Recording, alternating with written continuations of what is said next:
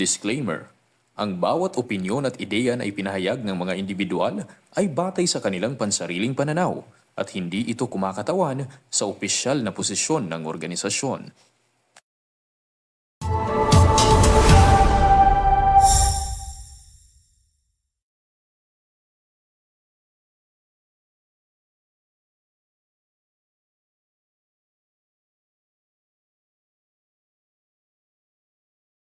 Disclaimer: ang bawat opinyon at ideya na ipinahayag ng mga individual ay batay sa kanilang pansariling pananaw at hindi ito kumakatawan sa opisyal na posisyon ng organisasyon.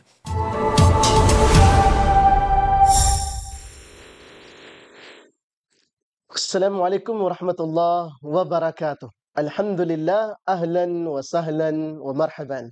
Dito tayo muli sa ating programa ang Detox at ngayong araw tayo ay nasa ika-14th episode na po ng ating programa at sa episode na ito inshallah ta'ala pag-uusapan natin ang tungkol sa mental health issues, anxieties and depression in Islamic context. So inshallah ta'ala tayo ay pag-uusapan ang isa sa pinakamahalagang issue na ito kasama ang ating butihing bisita at tagapagsalita sa ngayong araw, si Sheikh Abu Ayyash Abdul Latif Wahab Yunus. Masya Allah. Kayfa halukum ya Sheikh? Alhamdulillah. Alhamdulillah. Ako ay natutuwa na makita kitang muli. Katulad nung nakaraan nating bisita dito din, matagal din kaming hindi nakita at ngayon ikaw naman ang dumating dito din. Matagal din tayo din nakita. Kumusta po ang buhay ngayon? Alhamdulillah. Ganun pa rin.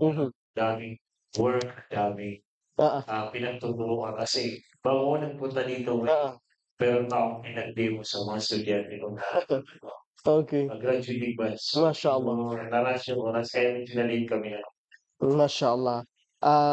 Ganun pa man, alhamdulillah, pasalamatan natin ng Allah na nakarating kayo at umuulan din sa labas, pero alhamdulillah dumating kayo na hindi gaano masyado pang malakas ang ulan dito. Kaya akala ko kasi sa Marawi lang, pati pala dito. Subhanallah, alhamdulillah. Protektahan tayo ng Allah, gawing mabuti sa atin ang mga ulan na ito na dumarating. Amin. At Masya Allah, ang usapin natin ngayon ay isa sa mga importanteng dapat mapag-usapan.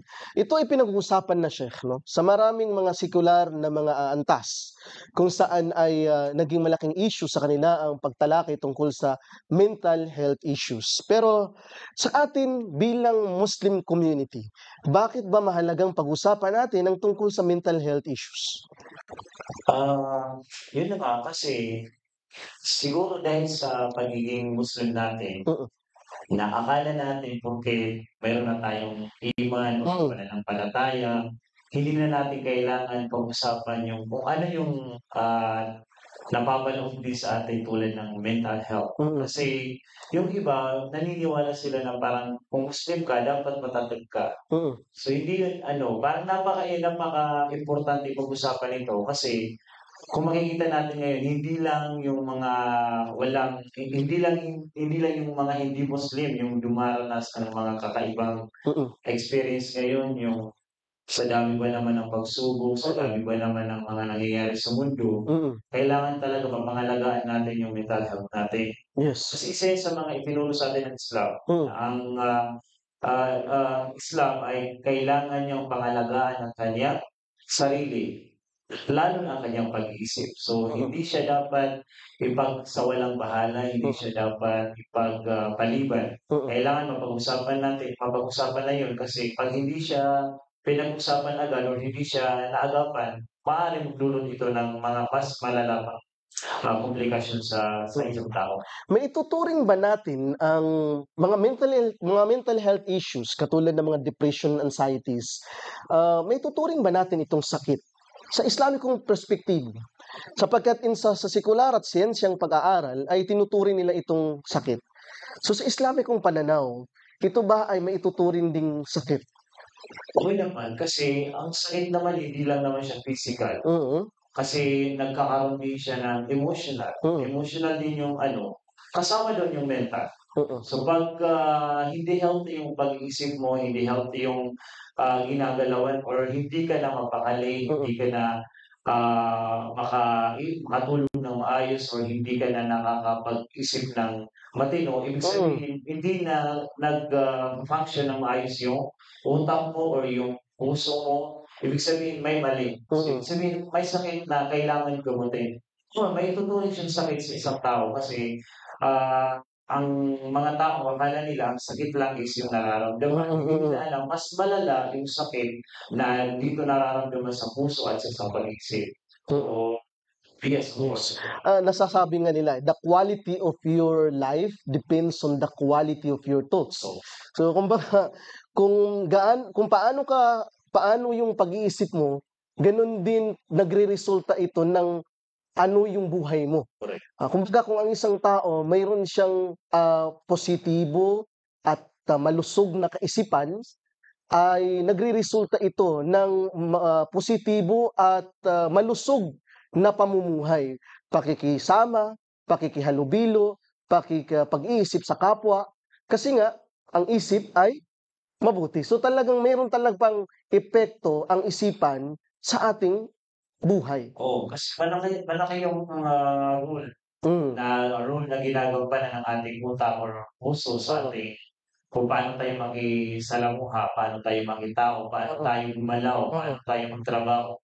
Pag hindi maayos ito, hindi maayos yung puso, talagang apektado lahat. Yes. Kasi pag yung isang tao hindi niya napangalagaan yung isip niya or yung mental health niya, talagang magkakaroon ito ng negative effect, hindi lang sa sarili, kundi sa mga taong nakapaligid sa kanya, sa community, at higit sa lahat sa kanyang pananampalataya. Minsan, mas malaki yung effect niya doon sa pananampalataya kasi pag balisa ka, pag tulira ka, hindi talaga mag-focus yung gagawin mo. Yes. Pati yung pag-pray mo, maliliban yan or hindi mo na yan na mag-focus kasi yung isip mo mismo kung saan-saan na yan na nagpunta. Okay. So ito bang klase ng mga mental health issues, depression, anxieties, masasabi ba natin ito ay may kaugnayan sa pananampalataya?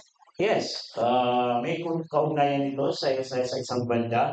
Sa isang banda rin may kaugnayan din dito sa kanyang physical na pangangatawan. Kasi pag fit ka, mas magiging maayos yung pag-iisip mo.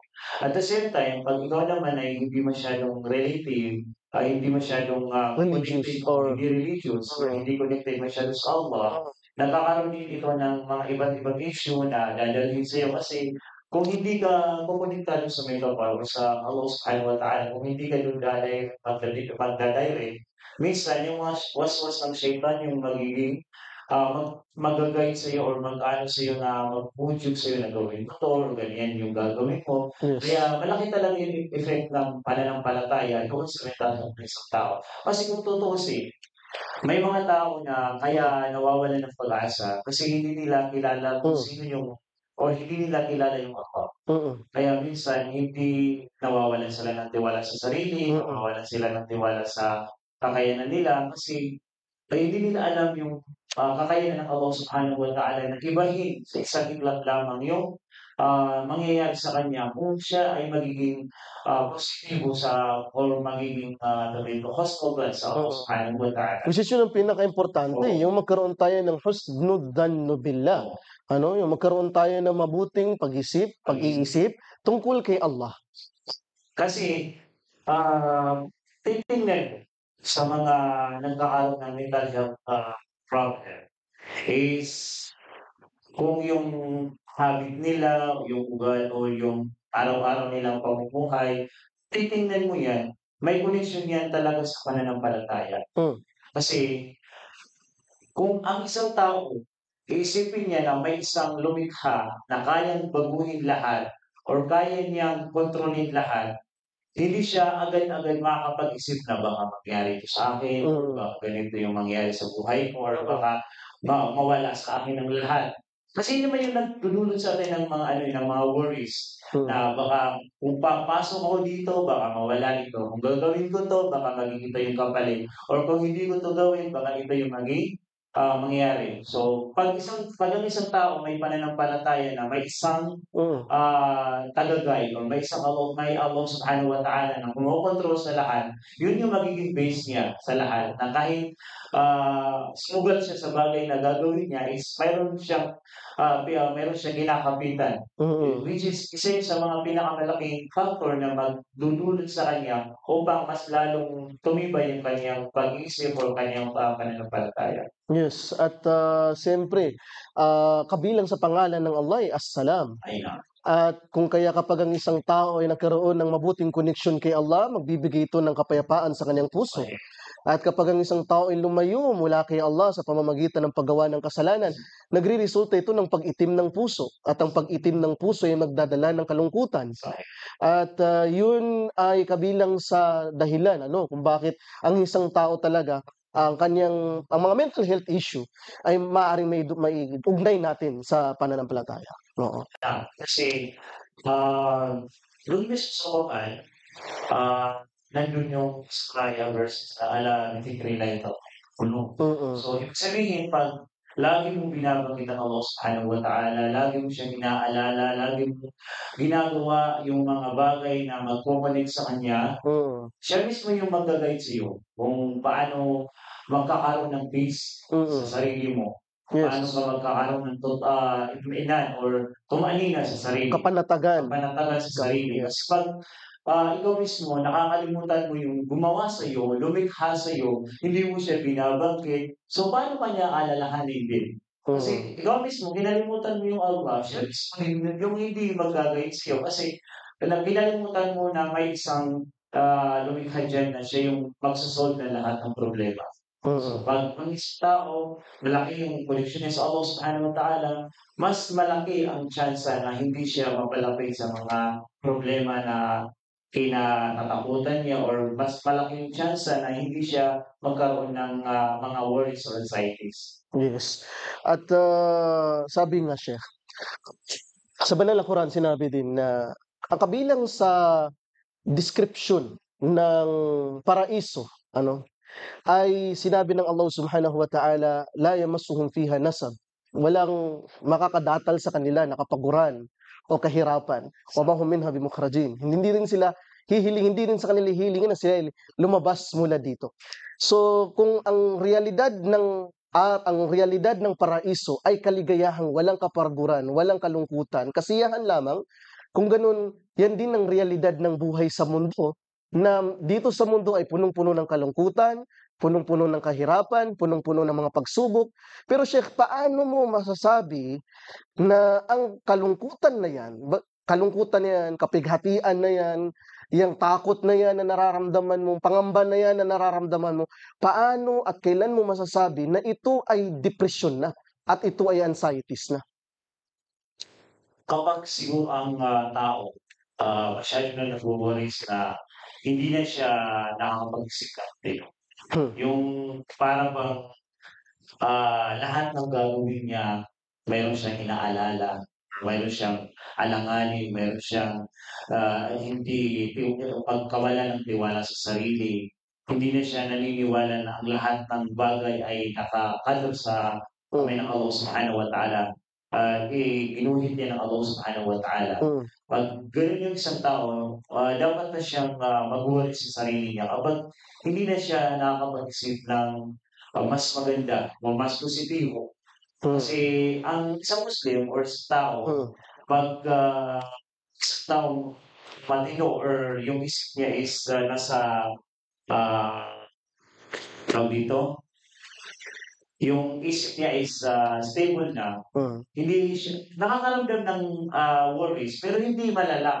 Yung may mga tao kasi na may anxieties, kahit yung napakaliit na bagay lamang, akala niya sobrang lala na yun. Akala niya wala nang kabantay yung problema niya, akala niya siya lang yung may pinakamalaking issue, akala niya siya lang yung pinakakawawa, pinakababa. Yun yung naisip ng isang may depression. Kahit yung napakaliit na problema, kahit napakaliit na bagay, akala niya malaki yun. So, ibig sabihin, ang pagkakaroon na ng tao na siya ay dumaraan na sa anxieties and depression ay kapag hindi na normal yung nagiging epekto sa kanya nung kanyang mga nararamdamang pangamba, takot, kalungkutan na kanyang pinagdadaanan. Kapag hindi na normal doon sa sa pangkaraniwang dapat na kasi ang takot nandiyan yan eh. Kalungkutan, sabi nga natin, binanggit natin kanina bago ko ni-raise yung tanong, is that the reality of life in this world is that we have this full of struggles, challenges, and trials. Meron tayo, di ba? Because ang Jannah ay puro kabutihan, kagandahan. So khilafu hada, kabaliktaran nun kung anong nandito sa mundo. Gayon pa man, kailan nagiging sakit na yan kapag sabi mo nga, ito ay beyond normal na.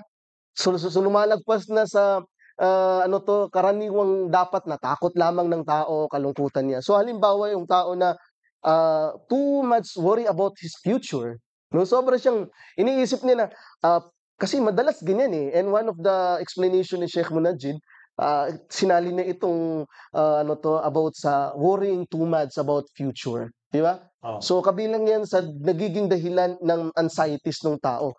So itong ganitong klase ng kaisipan, too much worry about future, ano kaya mangyayari sa akin, mag-aaral siya, kung makagagraduate ba ako, o magkakaanak ba ako, magkakaasawa ba ako, ano masasabi mo dito, Sheikh?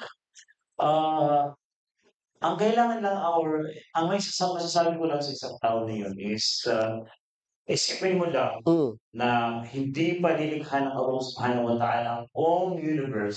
500,000 or yun, 500,000 before creating the universe or lahat ng ginawa ng Allah Subhanahu wa Ta'ala, naka-align na lahat.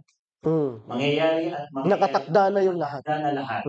Nandiyan na yan, sinulat ng Allah Subhanahu wa Ta'ala sa Lawhil Mahfuz na magkakaroon ka ng anak, magkakaroon ka ng asawa, magkakaroon ka ng trabaho, magkakaroon ka ng makakatapos ka na pag-aaral. Yun yung unang-unang isipin mo, na lahat ng bagay ay pada Allah Subhanahu wa Ta'ala. Kung para sa'yo, nandiyan lang yan, hahanapin mo lang, kailangan mo lang daanan yung pagdadaanan. Kasi process yan eh.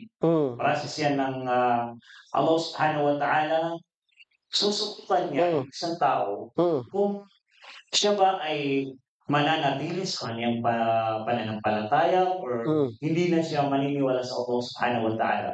So, kasi ang tao, pag alam niya na lahat ng bagay ay pada at kailangan niya lang niyang gawin ang mga bagay na iniutos sa kanya ng Allah Subhanahu wa Ta'ala, yun yung magiging guide niya eh. Kasi wala naman tayong alam sa qadr ng Allah Subhanahu wa Ta'ala. So, may choices tayo. Kung tayo ba ay pipiliin natin na maging alalahanin natin kung ano yung mga mangyayari sa future or simplihan lang natin. Gawin natin yung best natin, gawin natin yung dapat natin gawin. Kasi pag ibigay natin sa Allah kung ano yung kanyang gagawin sa mga susunod na hakbang. Kasi yun lang yung sa atin. Gagawa tayo ng bagay na kailangan gawin. Tapos pag yung ginawa natin, nangyari yung hangad natin, mas maganda. Pag hindi nangyari yung hangad natin, mas maganda. Kasi yung Allah Subhanahu wa Ta'ala yung magbibigay ng mas maganda sa iyo. Yes. Kumbaga ay pagtuunan mo ng pansin kung ano ang meron ka ngayon. Okay. At huwag kung ano yung darating na panahon sapagkat what you are in control of is what is in the present. Correct. Hindi kung ano yung future. Yun yung wala tayong alam sa mangyayari, wala tayong alam na papasa ba ako or gugustuhin ba ako ng babae gusto kong pangasawahin or gugustuhin ba ako ng or makakapasok ako sa school. Wala tayong alam dyan. Ang kailangan lang natin gawin is magtrabaho. Gawin natin. Aral. Yes. Gawin natin yung best natin. Then, pag nagawa natin yung best natin, mag-trust tayo sa Allah Subhanahu wa Ta'ala kasi yan yung process na kailangan pagdaanan ng isang tao. Kumbaga, mamuhay ka, pagsikapan mo ang buhay mo at gawin mo kung ano ang dapat na inutos sa iyo ng Allah. Wag mo nang masyadong gawing mag-alala tungkol sa kung ano yung future, kundi ang pagsikapan mo, magawa mo ng tama yung mga dapat mong gawin na ayon sa batas ng Allah, sa hudud ng Allah Subhanahu wa Ta'ala.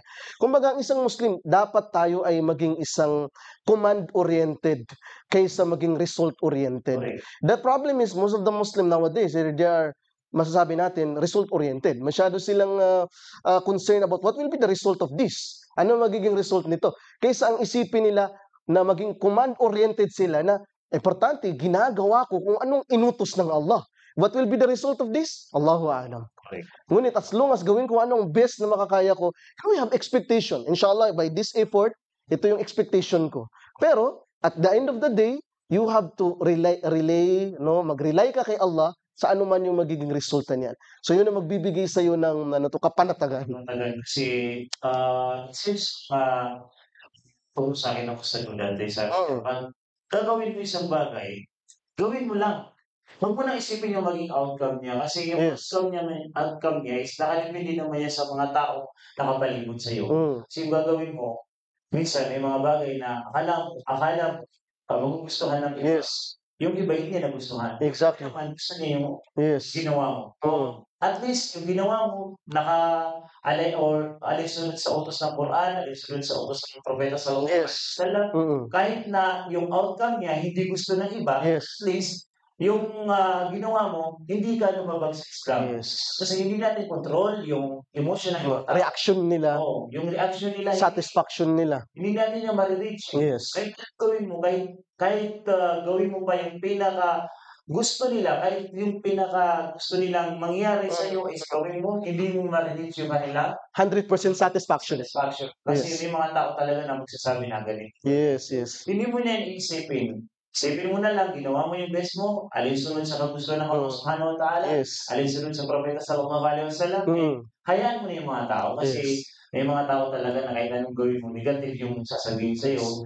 Ang isipin mo yung mga taong suportado sa iyo. Yes. Kahit isang tao lang yan, dalawang tao lang yan, sasabihin sa iyo na at least ganito maganda yung ginawa mo. Kasi may mga tao talaga na hindi yan kahit ipakain mo pa sa kanila yung Yes. gusto mo, Yes. talagang magsasabihin ng negative para sa iyo. And at the end of the day, it is Allah na dapat mong i-please, hindi yung mga tao. Hindi naman yung mga tao. Yung Allah Subhanahu wa Ta'ala yung mag-judge sa iyo. Yes. Ang Allah ang dapat na hanapin mo yung kaluguran niya. Mashallah. Ngayon, itong klase ng mga health or itong mental health issues na to, Sheikh, like tulad ng sabi natin, depression, anxieties. Ito ba ay dinanas din ng propeta?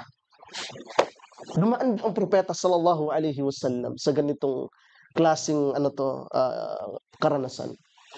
Kung mababasa mo yung Sirat an-Nabawiyya, may tinatawag doon na amul huzn. Yes. Diba?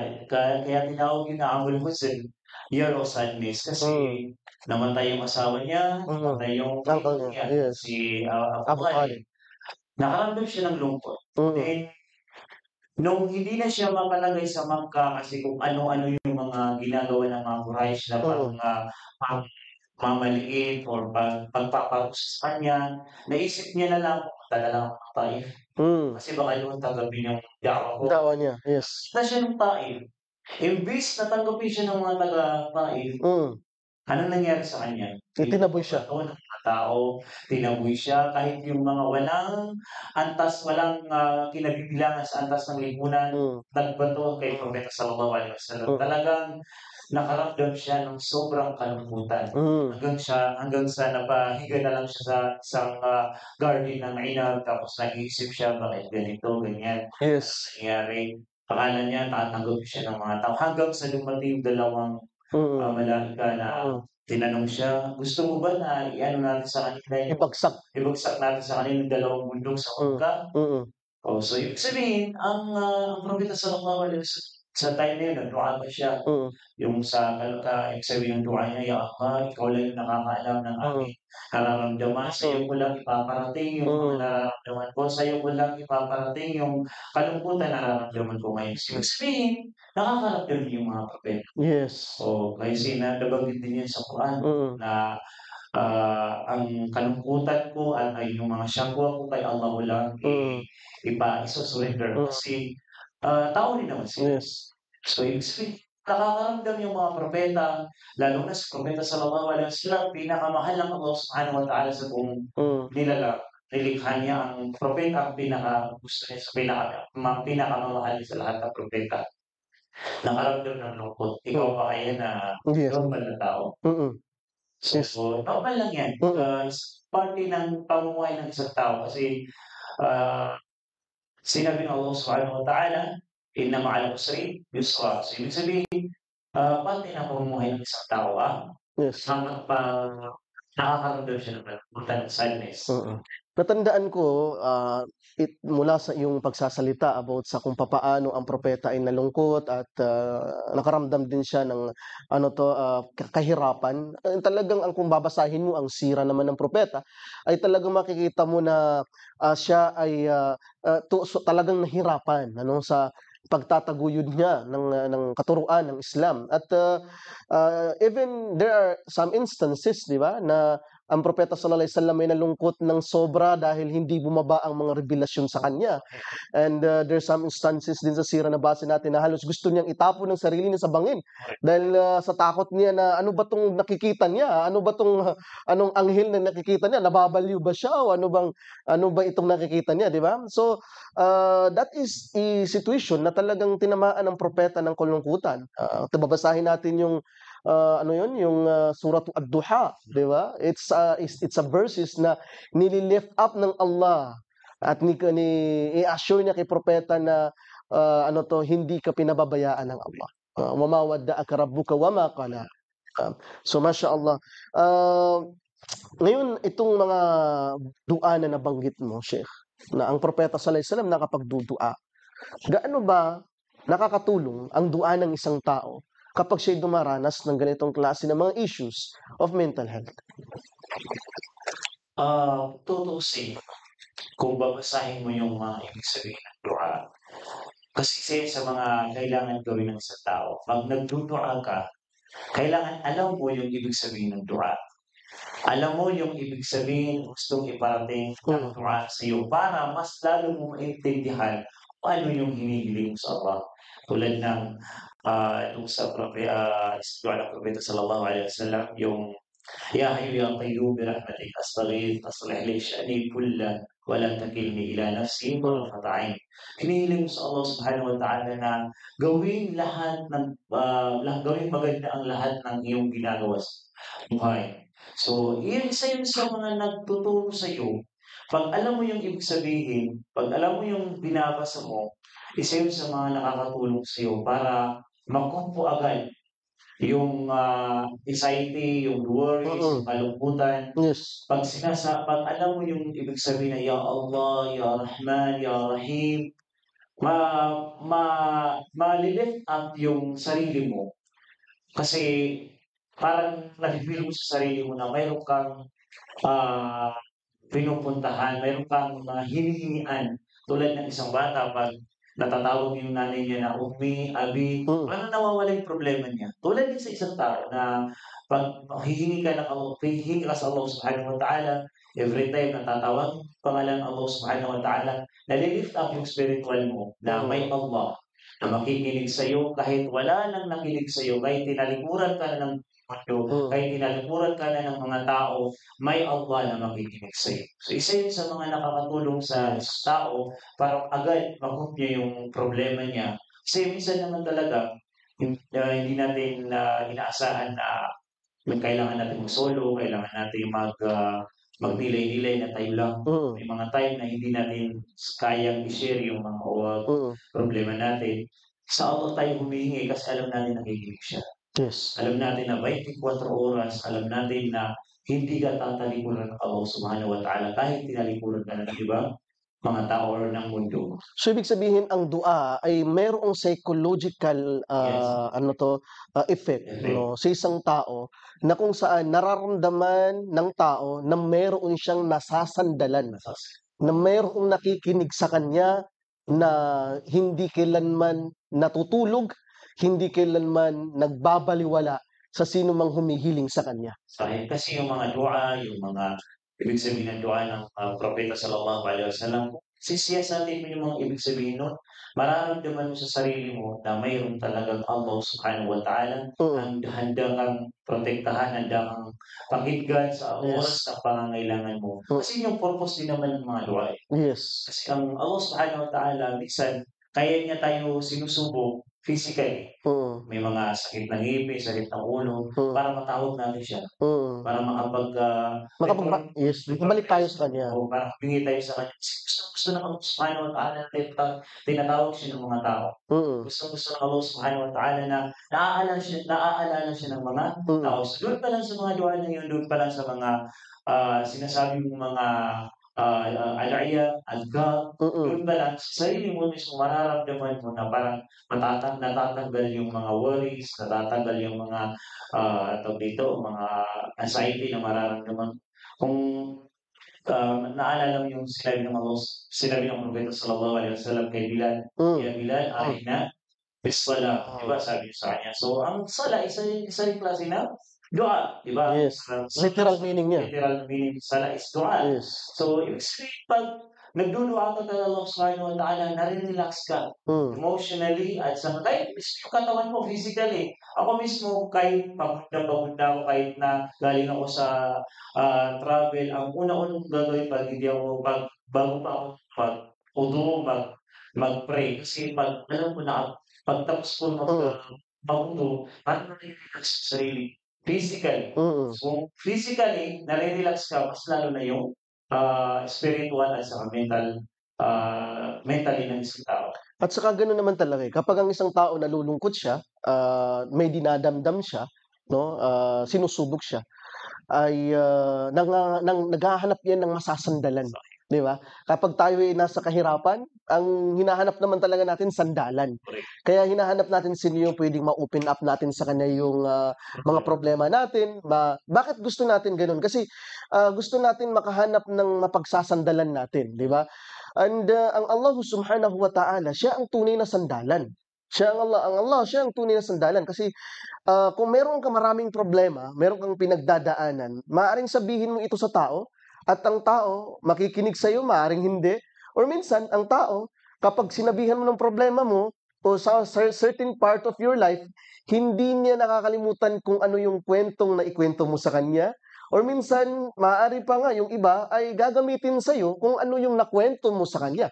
Pero ang Allah, kapag sinabi mo sa kanya kung ano yung problema mo, makikinig siya at walang ibang makakatulong maliban siya. Kasi may mga tao kasi na mga introvert. Oo. May mga tao na introvert, hindi nila gusto yung maraming taong nasasabihan nilang problema. Mm. So, by dua, doon sila mismo ng kanilang sariling, um, tawag dito, inner peace sa Mm. kanilang, sarili sa pamamagitan ng paggawa sa Allah subhanahu wa ta'ala. Yes. Now, Sheikh, kapag ikaw ba ay dumaranas ng mga ganitong klase ng mga, problema sa sarili mo, like kumbaga ay dumaraan ka sa tingin mo sa depression and anxieties, ano, advice ba sa Islam na magpakonsulta ka sa mga professionals? Ah, ang tatanungin mo yung hadith ng propeta sallallahu alaihi wasallam is, likulli da'in Dawa. dawa. Mm. Lahat ng sakit ay may gamot. So, hindi nalalayo diyan yung Mm. emotional na Mm. Sakit. sakit, Mm. mental health problem. Kasi sakit din yan kasi Yes. title pa lang problema.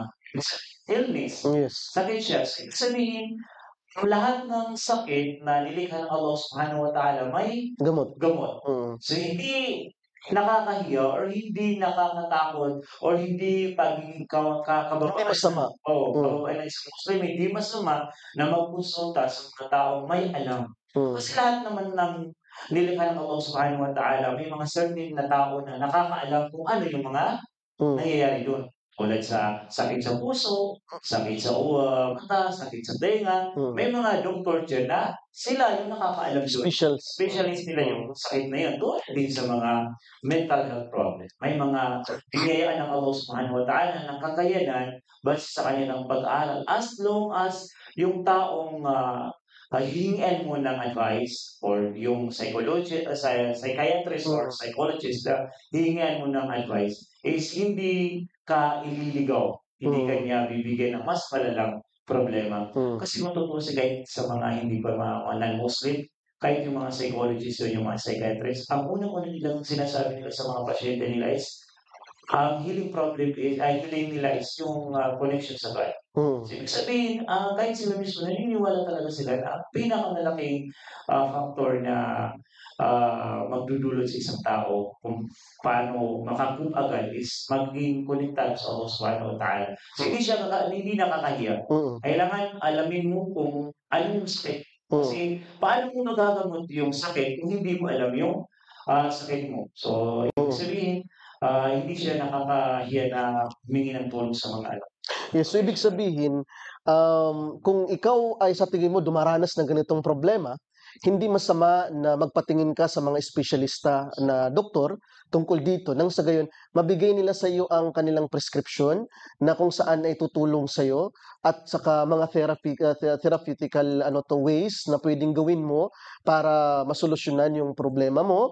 And at the same time, wag mo ding i-relay o i-rely lang sa i-depends kanila lang yung paghahanap mo ng lunas, bagkus isa sa pinakamalaking lunas ay kung ano ang tungkol sa pananampalataya mo at yun ay makukuha mo mula sa relihiyon mo.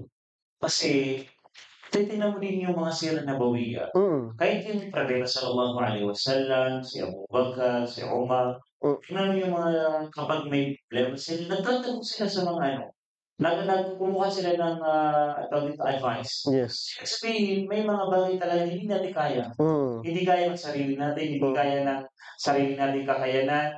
Kailangan natin magpunta sa mga taong mas nakakaalam. yes, Hindi yes. naman tayo nilikha ng Allah Subhanahu wa Ta'ala ng perpekto, na alam Yes. natin lahat. Yes. Isa yun sa yung mga tao, binigyan ng Allah Subhanahu wa Ta'ala ng kakayanan, so sila yung tanungin mo. Yeah. Kasi sila yung nakakaalam ng mga health issues na yan. Mm, As long as yung sarili mo rin, hindi mo rin ilalayo sa Allah Subhanahu wa Ta'ala. At yung sinabi mo nga, mm, hindi ka 100% magre-rely sa kanila mm. or magdedepende sa sasabihin nila na ito lang yung gagawin mo, ito lang talaga yung magiging daan. Yes, so kumbaga, ang mga doktor ay tutulong sa'yo paano gawin ang mga bagay, kasi ang Quran naman, 'di naman sinabi sa'yo diyan kung paano ka mag-therapeutic, Correct.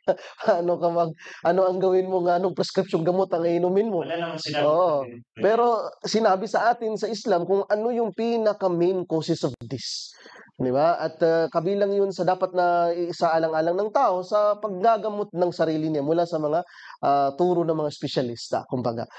Now, ito bang sinasabi na kapag ikaw ay sinasabi mo na, ah, ako ay mahina o dumadaan sa ganitong klase ng problema, ito ba ay nangangahulugan kaagad na mahina yung pananampalataya mo? Kumbaga 'pag ang isang tao, pagpalagay natin, dumaraan siya sa depression and anxieties, automatic ba masasabi natin nangyayari ito dahil sa, mahina ang pananampalataya niya?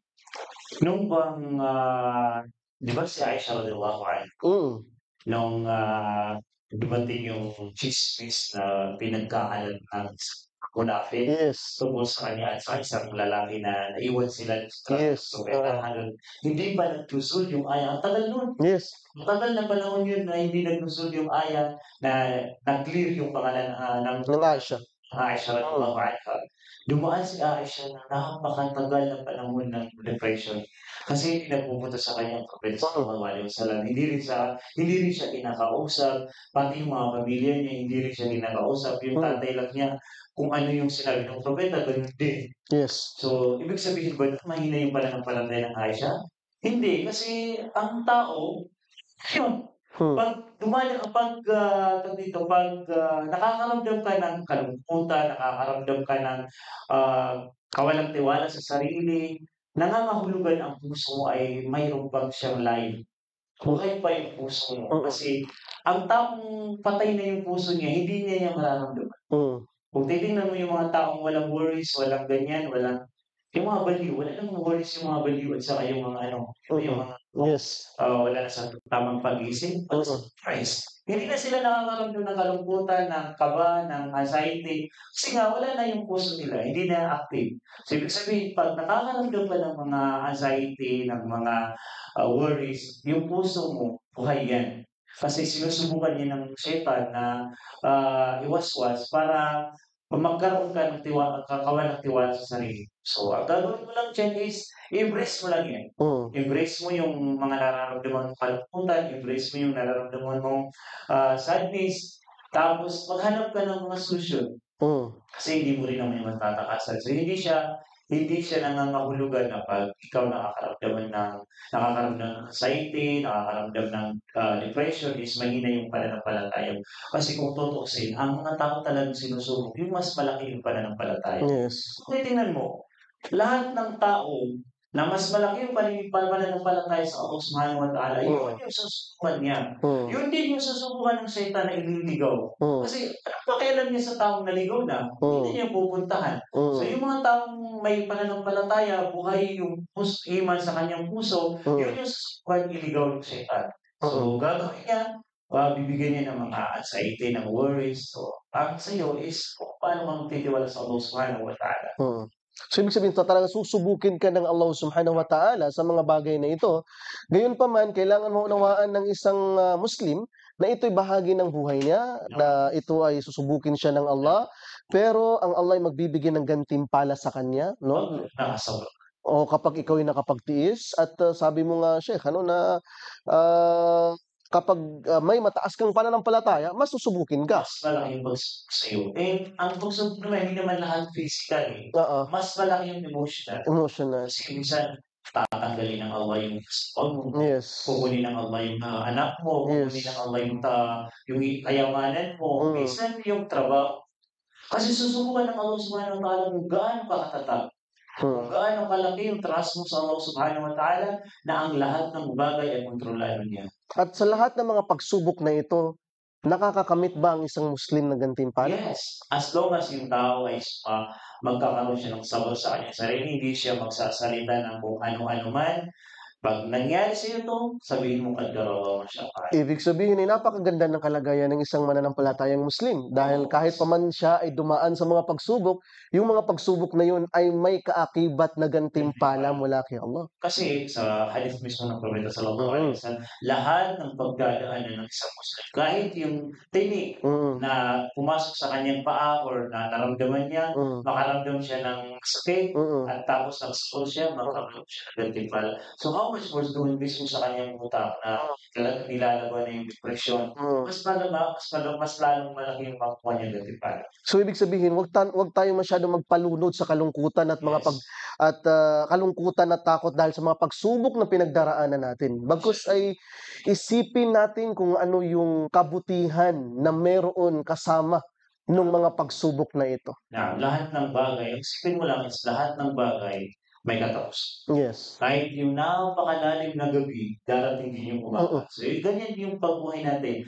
Kahit gaano pa kahaba yung tawag dito, bagyo, darating din yung oras na sisikat din yung araw. Yun yung isipin ng isang tao. Yes. Lahat ng pagsubok ay lalabas. Sabi nga nila, pag may pinagdadaanan ka, huwag tambayan, daanan mo lang. Daanan mo lang. Yung problema kasi sa atin, tinatapayan natin eh. Kahit na napakaliit na bagay, tinatapayan. Pinagdadaanan mo, dapat dinadaanan lang, hindi dinadaanan. Okay, Masya Allah. Tungkol sa mga, kasi nabanggit mo kanina, yung tungkol sa lunas, katulad ng mga panalangin, no, at mga dua bilang lunas. Gaano ba ka-powerful naman ang act of worship katulad ng tahajjud sa mga ganitong problema? Gaano ba ka-powerful ang tahajjud laban sa mga ganitong health issues? Kasi, kung titingnan mo yung tahajjud, isa yan sa pinakamalaking coup ng isang Muslim. Kahit saan problema. Kasi, pag nandiyan ka sa bagay na yan, gagawin mo siyang voluntary. Voluntary yung kahit walang nakakakita. Sino ba naman ang gagawa ng isang ibada na kailangan niyang gumising ng 2:00 ng umaga para lang ipakita sa mga tao. So isa yun sa mga dahilan bakit napaka-powerful ng isang tahajjud.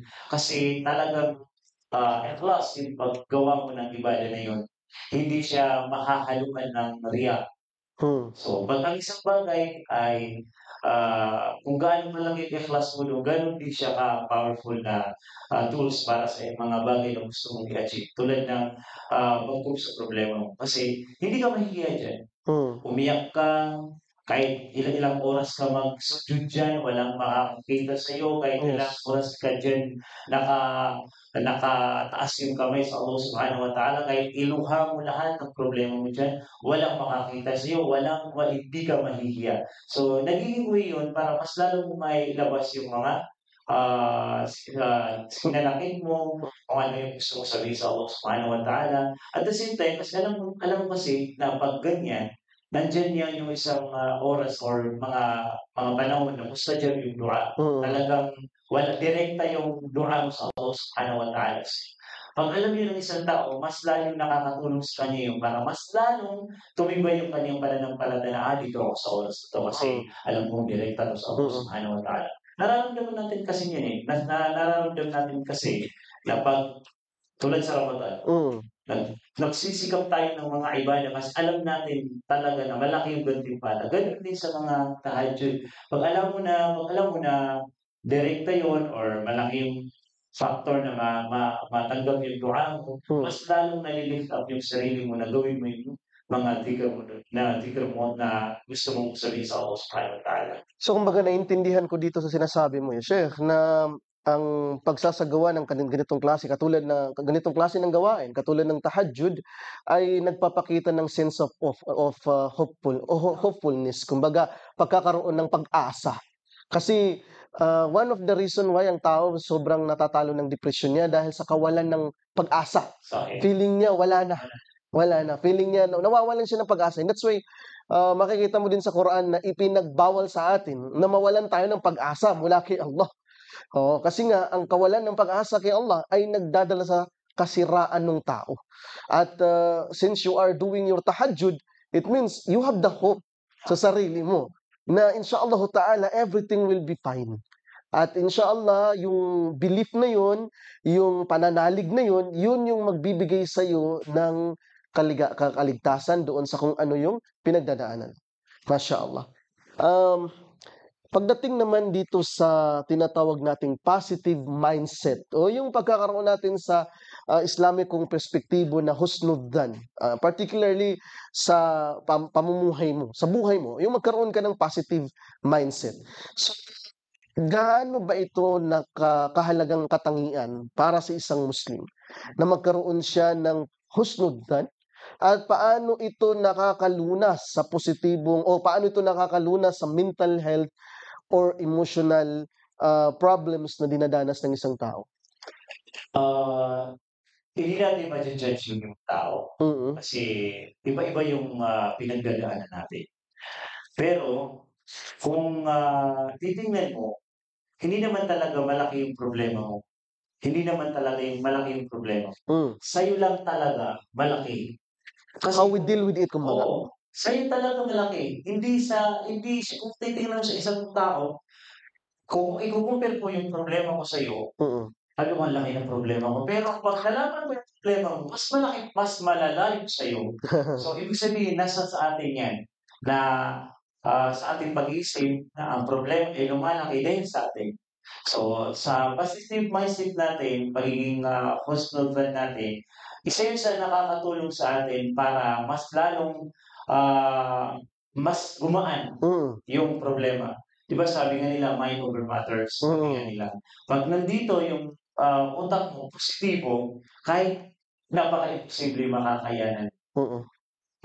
Kahit napakaliit na bagay, malulusutan mo, alam mo na malulusutan. So, nandito lang yan sa isipan natin. Kasi minsan yung mga tao, kaya hindi nila nagagawa yung gusto nilang gawin kasi sila mismo walang tiwala sa sarili. Wala silang tiwala sa kakayanan nila. Wala silang tiwala sa binigay sa kanila ng Allah Subhanahu wa Ta'ala na kakayanan, katalinuhan, or magiging positibo sa isang bagay.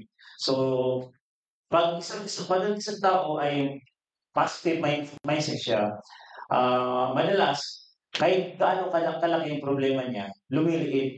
Kasi nakikita niya sa sarili niya, maliit lang to kasi compare niya sa iba, mas malaki problema ng isang tao.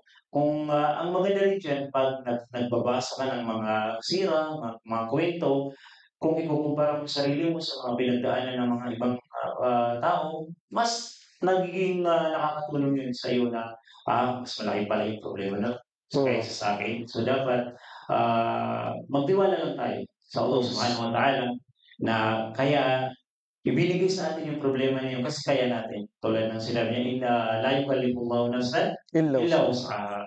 Lahat ng ibinigay sa atin ng Allah Subhanahu wa Ta'ala, kaya natin. Hindi ka susubukan ng Allah ng pagsubok, hindi ka susubukin ng Allah ng pagsubok kung hindi mo kaya. Kaya niya sa'yo binigay yun, kaya niya sinubukan sa'yo yun kasi alam niya na matatag ka. Alam niya na kaya mo, solusyonan yung problema na yun. So, kabaliktaran ng husnudan ang pagiging suspicious. Now, Kasi yung alam mo yung ibang tao na masyadong suspicious sa maraming bagay. Yung bang kapag merong ginawa sa kanya ang kapwa niya, ay bibigyan niya kaagad ng kaisipang hindi maganda. So, it kills him. Kaya nagiging mas negatibo siya at nagkakaroon siya ng mga pangit na emosyon. sorry. Sa Islam, ito inuutos sa atin, kabilang sa bahagi ng pagiging positibo, ay ang magbigay ng excuses sa kapatid natin. Correct. Oo, kumbaga sabi nga natin, bigyan mo sila ng benefit of the doubts. So, or sabi na, excuses, kumbaga. Kung halimbawa, kung mayroong ipinangako sa iyo ang iyong kapatid, na gagawin niya or ibibigay sa iyo at hindi na naitupad ito. So, instantly, masasama yung loob natin. Pero bigyan natin ng excuses, baka nakalimutan niya, baka meron, yun, mga rason. And that will help you na hindi maging negatibo. Hindi mo na problemahin. Yes. Kasi, lahat ng nangyayari sa atin, minsan, tayo rin naman yung gumagawa ng problema. Yes. Kasi wala naman talagang ginagawa yung mga tao sa'yo. Ikaw lang yung nag-iisip ng gano'n. Okay. Ikaw lang yung nag-iisip ng mali. Wala naman talaga silang iniisip na masama sa'yo. Pero ikaw, nag-iisip ka na masama. So, yun yung isa sa mga side effect or negative effect ng pagiging, sabi mo nga, dito, negative na pag-iisip. Kung hindi yan pwede sa isang tao, lalo na sa Allah Subhanahu wa Ta'ala. Dapat ang pinakamagandang sifa ng isang tao ay husnul badila. Dapat maganda yung intention natin sa Allah Subhanahu wa Ta'ala. Isipin natin na lahat ng bagay na ginagawa ng Allah Subhanahu wa Ta'ala ay bagay sa atin or yun yung makakabuti sa atin. Kaya minsan kaya tayo nare-depress kasi pag hindi natin nakuha yung bagay na hindi natin gusto natin, tulad ng gusto ko mag-cum laude, gusto ko mag-summa cum laude, tapos hindi mo nakuha, parang iniisip mo na, ano ba 'to, parang ang bobo ko naman, ang hina-hina ko naman kasi napakadali lang nito, hindi ko pa nagawa.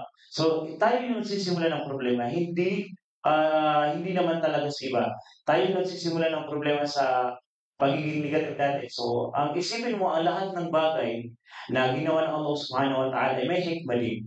Kumbaga, kaya hindi ka niya ginawang summa cum laude kasi baka lumaki ulo mo. Kaya hindi ka ginawang cum laude kasi baka mas lalo kang mapagmataas. Hindi sa'yo binigay yung babaeng gusto mo kasi hindi naman talaga siya maganda para sa'yo. Yun yung mga gusto mong isipin. Huwag mong isipin na pinaparusahan ako ng Allah kasi ganito yung mga nangyari sa akin. Isipin mo yung mga positive na side ng isang bagay. Hindi puro yung negative yung titingnan mo. Kasi pag yung puro negative yung titingnan mo, lalong didilim yung aspeto mo sa buhay. Ang laging isipin mo, lahat ng bagay ay may positive na side. Yes. Yun yung kunin mo palagi. Yun yung isipin mo palagi na hindi mo man ito nakuha, ito yung mas maganda. Tulad ng kay dito, Luqman al-Hakim. Minsan ay nagtanong sa kanya, bakit hindi ka nalulungkot pag hindi mo nakuha yung isang bagay? Sabi niya kasi, pag nakuha ko yung bagay na hiniling ko kay Allah Subhanahu wa Ta'ala, yun yung naisip kong maganda sa akin. Maganda yun sa aking pananaw. Pero pag hindi ko nakuha yung hiniling ko kay Allah, alam ko na ang Allah ang magbibigay ng iba sa akin. At pag ang Allah ang nagbigay sa iyo, mas maganda kaysa doon sa hinihiling mo. So, isa yan sa mga nakakatulong sa isang tao na pag hindi mo nakuha yung isang bagay, ibig sabihin, mas may magandang darating sa iyo. Kumbaga, kung yung hinihiling mo, for example, ibinigay sa iyo ng Allah, yun ay bagay na hiniling mo. Bagay na akala mo na maganda sa iyo. Pero yung hiniling mo na hindi binigay sa iyo ng Allah, yun ay bagay na alam ng Allah hindi nararapat sa iyo o hindi maganda sa iyo or may plano ang Allah na iba tungkol dito na hindi mo nalalaman. So, kumbaga, mas pinataas mo ang antas ng kaalaman ng Allah kaysa sa kaalaman mo. So, isa sa mga nakakatulong sa isang tao para hindi na siya mag-worry. MashaAllah.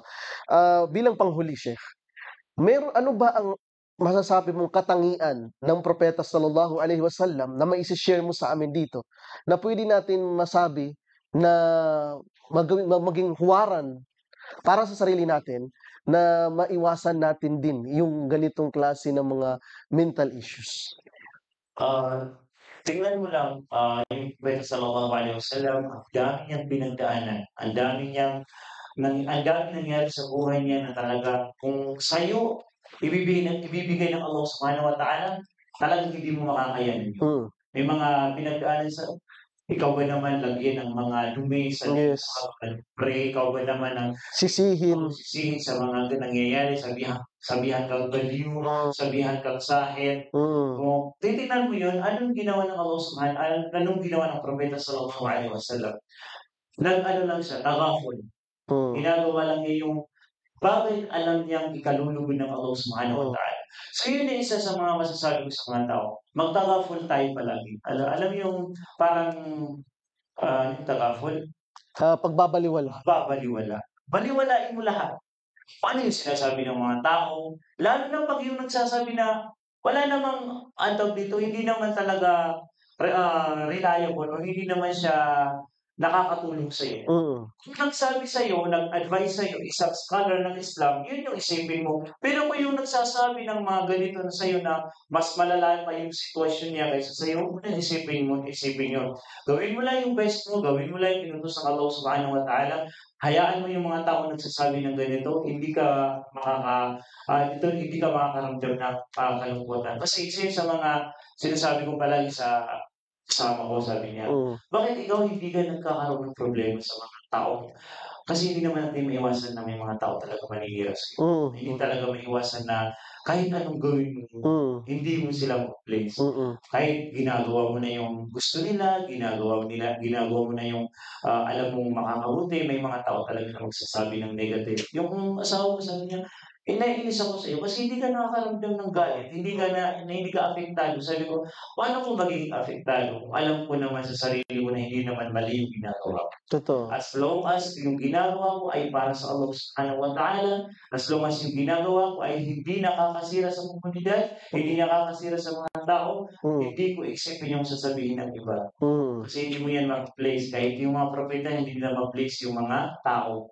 Hindi nila na-please yung mga tao. Propeta na yun. Mm. Ikaw pa kaya simpleng tao lang. Totoo. So magtaka-full ka lang. Baliwalain. Huwag mo intindihin yung mga tao tulad ng Propeta sallallahu alaihi wasallam. Kahit sinasabihan siya baliw, ganyan. Hindi niya sinagot, hindi siya nakipagsagutan, Binaliwala lang niya. well, hindi rin siya apektado. Mas lalo lang nanginig yung mga tao sa galit kasi parang wala lang sa Propeta sallallahu alaihi wasallam. Pangalawa, kailangan mo lang magsabr. So, tabo na sobra. Mm. Kailangan mo magtiis na isipin mo na tulad ng isang gold, Mm. hindi naman yan magiging isang gold kung hindi yan dumaan sa pagpupukpok, apoy, dadaan yan sa lahat ng proseso, susunugin yan. Mm. Pagkatapos, huhulmahin yan. Lalabas yung pinakamagandang siksik. Ganun yung gagawin mo sa isang tao. Isipin mo lang lahat ng ginagawa sa ng Allah Subhanahu wa Ta'ala, hinuhulma ka para mas lalo kang tumibay, lalabas yung pinakamagandang version ng isang tao para sa iyo. Masya Allah. So, unang bagay, sabi ng ating Sheikh ay at-tagafulu laysa gabaan, no? Ang pagbabaliwala hindi yan katangahan. Yan ay tarbiya ng isang tao sa sarili niya. Disiplina yun. Disiplina. Oo. Huwag mo patulan lahat. Yes.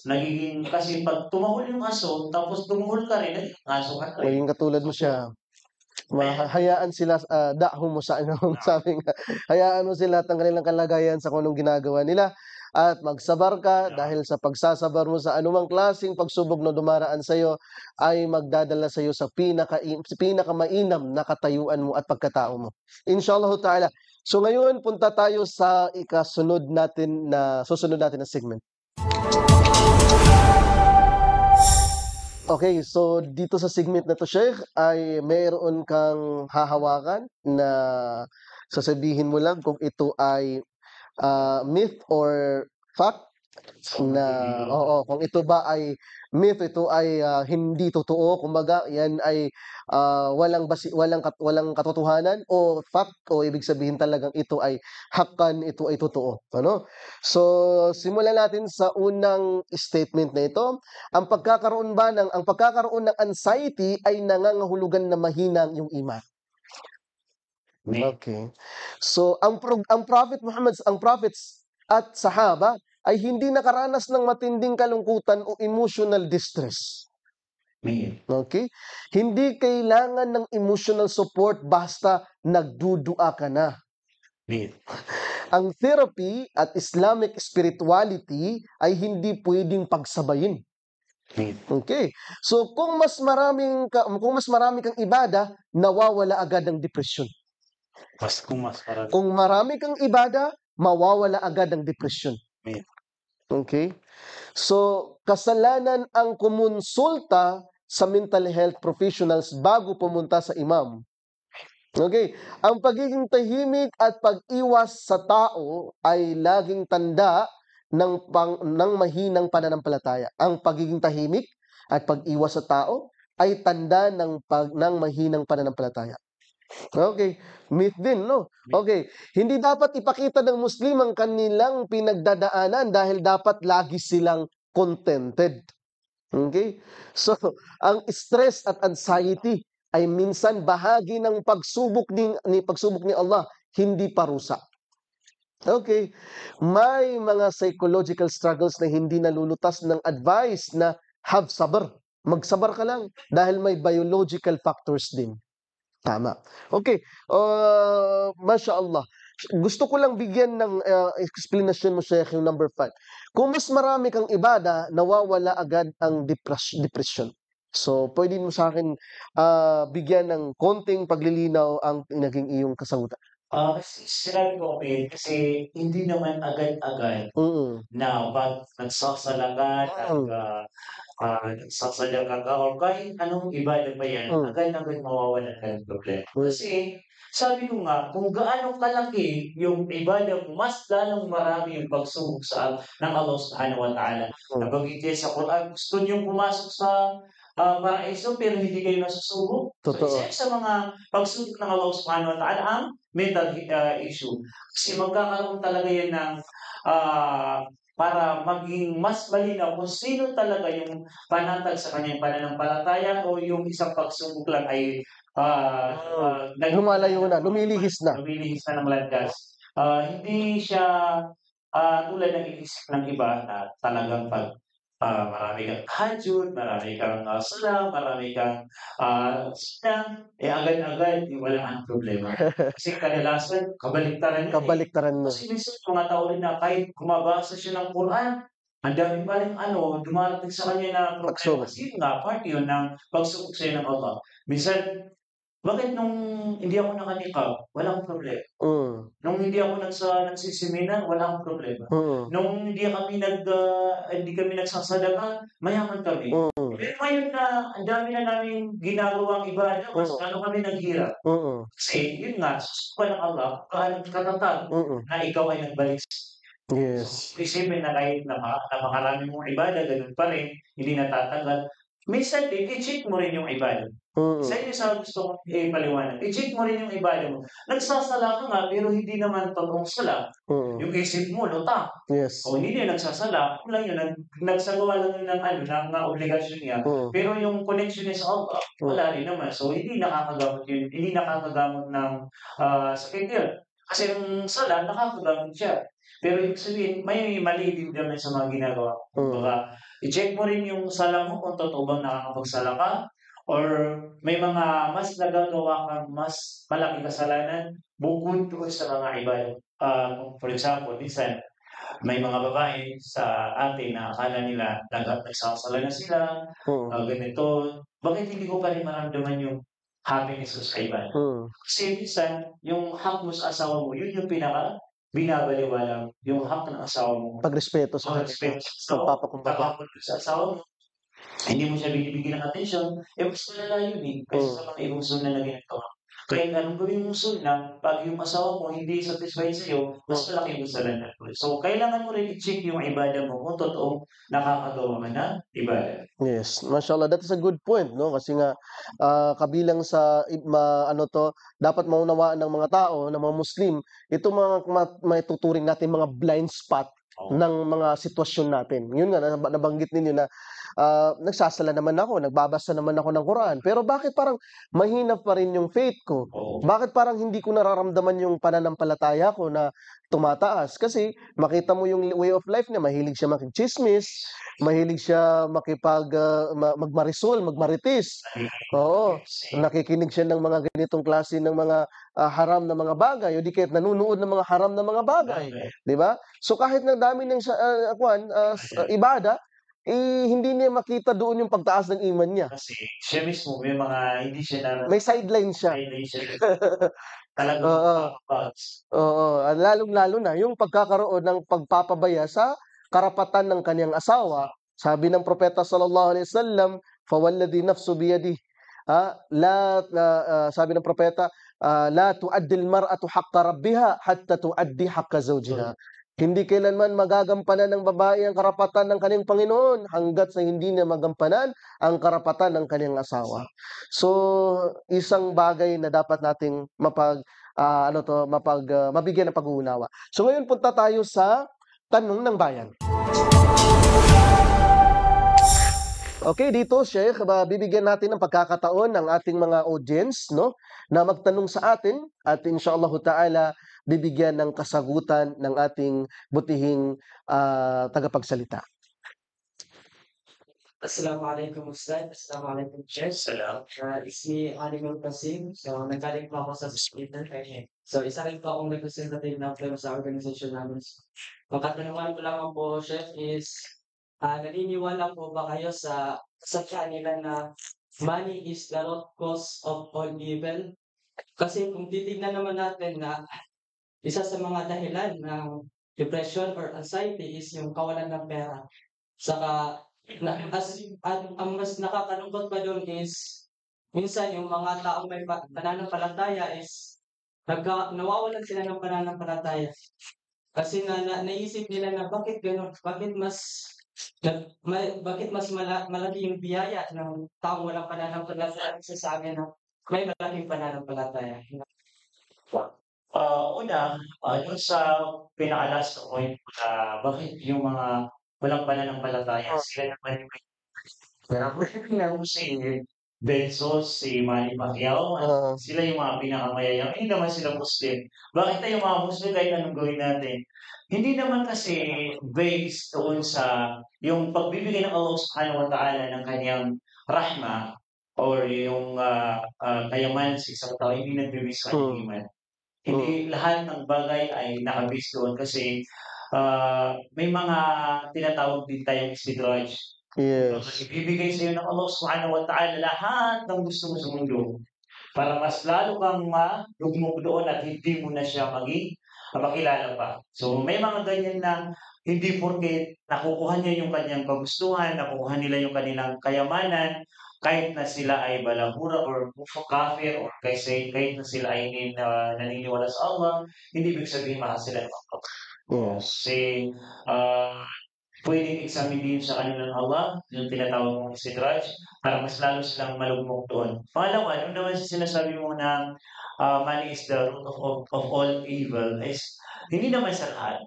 Kasi pwede mo naman gamitin yung pera mo para mas lalong tumibay yung pananampalataya.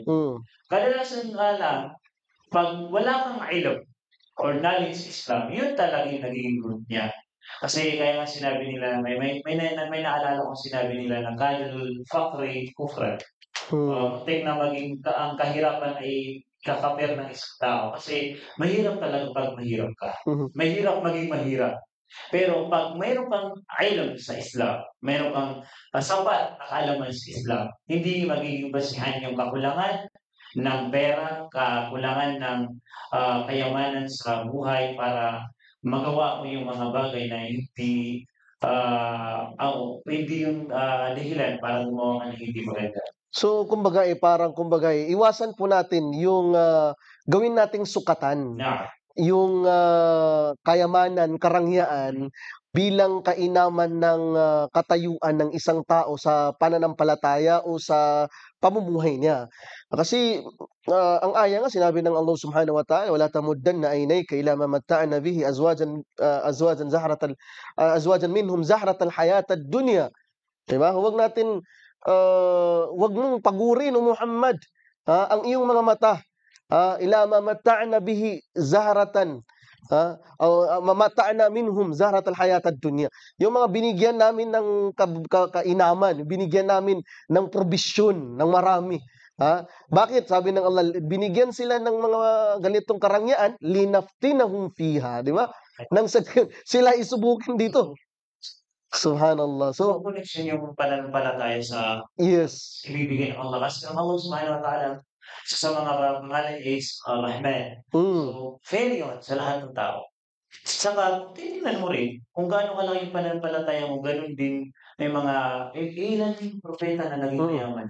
Yes. Sulaiman lang, at saka yung anak niya si Daud. Pero kung titignan mo lahat, galing sa pinakamababang uri ng pamumuhay. Yung mga propeta na hindi nga nakakain ng 3 beses sa isang araw. At ang pagiging mayaman ni Sulaiman ay kabilang sa kanyang paraan sa pagsisilbi ng kanyang misyon. Na, Dahil siya ay hari ng pati ng mga jinn kaya napag-uutusan niya. Inshallah. So, yes, sunod na katanungan. Assalamualaikum warahmatullahi wabarakatuh. Waalaikumsalam warahmatullah. This apprehension, I'm very happy that one of our topics is about mental health. If I recall, I remember the Darurat Al-Kams, the 5 essentials, Mm. the 5 basic essential things for human beings. Mm. The life, religion, mind, the honor, and the possessions. Mm. That we can see that is represent the minimum of our human rights. One of the main purpose of the Islamic law to protect human rights. So how to protect one of the human rights is about mind. No, under the Darurat Al-Kams. So, kung sa kaya itong himuon, kasabot kasi Bisaya. Sige lang, ako na mag-translate. Kasi kaya itong himuon, himot ako, gitawag ko, joke-joke lang ba? Kaya gitawag Depression Stabilization Council o kung saan ang mga council, legally, nga ang Islam, katabang po, ganun na may center man to.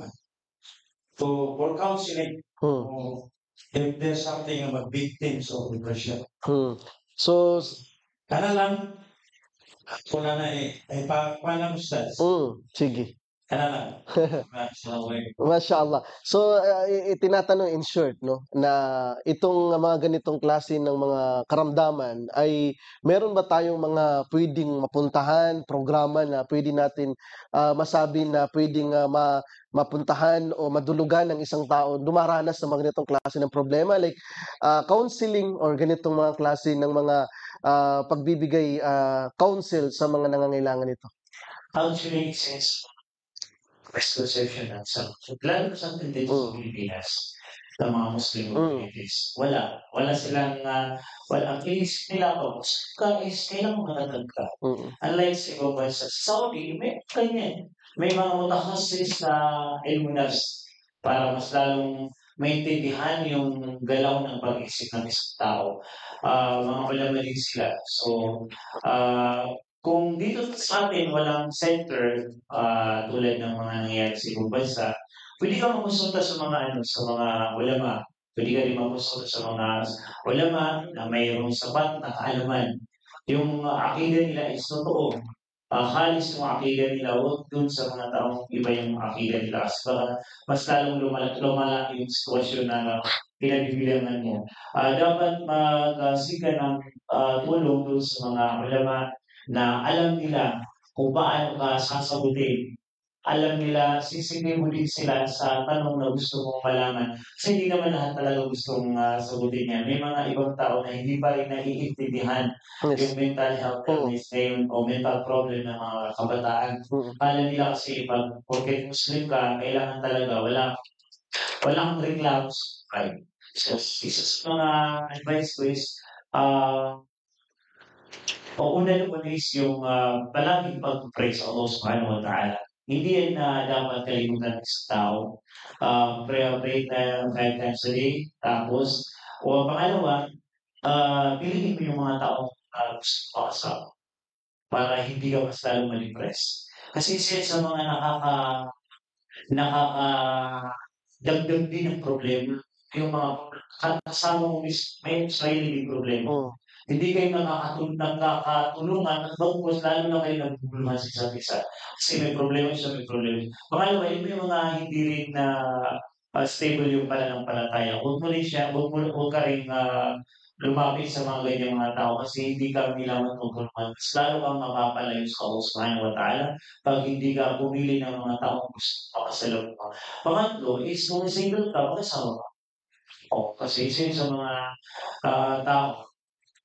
Pag tayo, based on my experience, pag pag solo tayo, ang hirap mag-open sa mga tao kasi hindi mo alam kung sino yung pagkakatiwalaan. Pero pag sarili mong asawa, sigurado na ibibigay niyo yung pinakamagandang advice niyo sa asawa mo yun.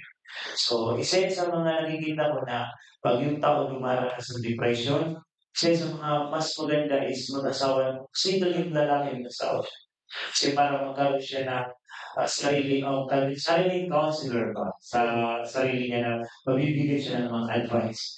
Kasi kung tutuusin, ang daming kabataan ngayon na kaya nagkakaroon ng problema kasi wala siyang sandalan. Mm. Nahihiya sa kaibigan, nahihiya sa magulang, nahihiya sa professor. Kung meron siya nasigawa, mababawasan. Hindi naman talaga na natatanggal yung problema. Pero dahil nailabas mo doon sa tao na sa pagsabihan mo, parang gumaan yung pakiramdam mo. Isa yun sa mga nakikita ko na hindi masyadong nakikita ng iba na malaking solusyon sa mental health problem. Mm. Yung walang asawa, mag-asawa. Kahit na natatawa kayo, pero tingnan natin yung realidad. Malaki talaga yung factor na may tutulong, may partner sa buhay na makakatulong sa'yo. As long as yung partner mo rin sa buhay is stable din na hindi ka, hindi siya talkative na mas lalo mali-depress. Oo. So natatawa sila kasi guilty ata sila. Oo. At saka ito din na aral sa mga kababaihan natin, no, na mga sisters natin na gawin po ninyo ang inyong mga sarili na napagkakatiwalaan at nasasandalan ng inyong asawa. Kumbaga dapat ay maging kabilang sa inyong katangian yung may paramdam sa inyong mga asawang lalaki na you are the best that can advise to them, no? That you are always there to give them the best words na kailangan nila marinig. At huwag ninyong gagamitin against your husband kung ano ang ni-kwento at ni-open up niya sa'yo. Or else, di na yan mag-open up ulit sa'yo next time. So yan yung mga aral na dapat natin matutunan tungkol sa mga bagay na yan. Okay, so next question. Okay, mula po sa mga kapatid nating Muslima. Chef, ako po ay nananaginip ng masama na siyang nakaka-apekto sa akin. Nag-cause po ito sa akin ng trauma at death anxiety. Ano po ang pwede kong gawin o ano po ang maipapayo niyo sa akin? Pangalawa. Basa mo ba ulit yung unang katanong? Pinapahintulutan po ba ang mga babaeng Muslima na mag-self-isolation o mag-hijra na ang reasons is una, to escape the chaos, pangalawa is to have a peace of mind. Yun lamang po, maraming salamat. Okay, doon sa unang tanong, lahat ng tao dumaraan sa ganyan. Kahit sino pa magkakaroon ng mga panaginip na hindi natin gusto. So, ang advice dyan is pag yung panaginip mo is hindi talaga siya maganda, huwag mo ikwento kahit kanino. Huwag mo ikwento kahit kanino kasi kung may mga tao na hindi maganda yung intention sa'yo. Kinuwento mo sa kanya, uy, yung panaginipan ko, napangasawa daw ako ng matanda. Sabi niya, ay, baka magkatotoo yan. Mas lalo ka mali-depress. Kasi, baka, kasi pag sinabi ng isang tao, baka magkatotoo din yun. Kasi, may nag-share sa'yo na, may na-share ka ng problema mo, baka mas lalong magkatotoo yun kasi kinuwento mo sa kanya. Ang advice ng propeta is huwag mong ikwento. Pangalawa, isipin mo ka, naginip lang. Hindi yun magkakatotoo as long as hindi mo siya iniisip. Kasi ako rin naman, may mga panaginip din naman tayo na talagang akala mo na totoo na talaga. Pero pag-isip natin, may isa panaginip. So, pangatlo, bago ka matulog, mag-think ka. bago tayo matulog, dikit tayo, yung Hisnul Muslim, huwag natin kakaligtaan.